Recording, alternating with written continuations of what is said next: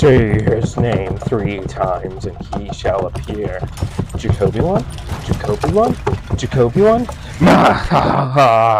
I have appeared with this magnificent entrance to talk about the film Beetlejuice, which is the sequel to the film Beetlejuice from the 80s.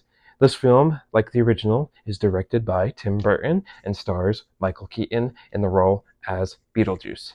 So, I went into this movie enjoying the first one, so I had some high hopes for this film.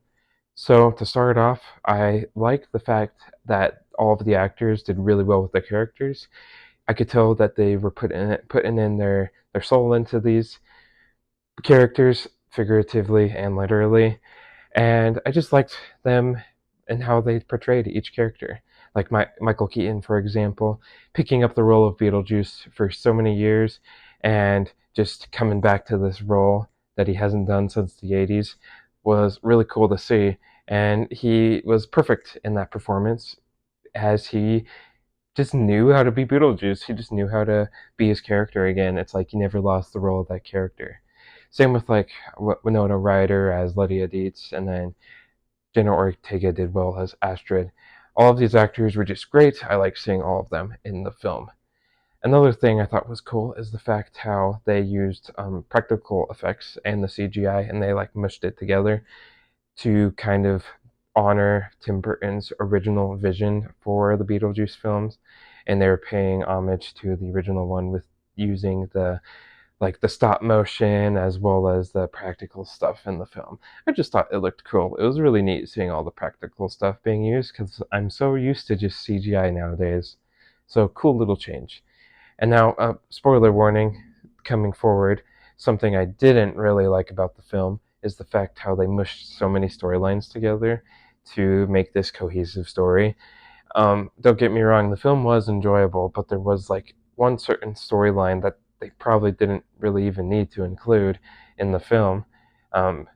Example is the Beetlejuice ex-wife storyline that had really no impact in the ending of the films. They probably could have just cut that out, and we still probably would have had a good, fun, enjoyable Beetlejuice film.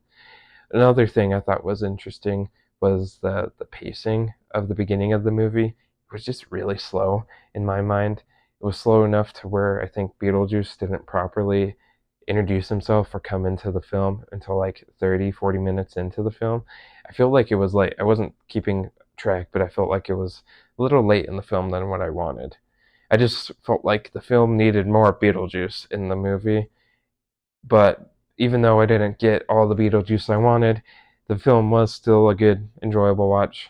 Does it live up to the original? I feel like it does good enough to be as good as the original. I don't think it's better than the original, but Tim Burton has this fun vision of Beetlejuice, and I feel like this one honored and was successful in that way. So, have you seen the new Beetlejuice movie? Let me know down in the comments down below, and make sure to hit that like button and subscribe to the channel so that you can be notified for any more future videos. So without further ado, I will see you all next time.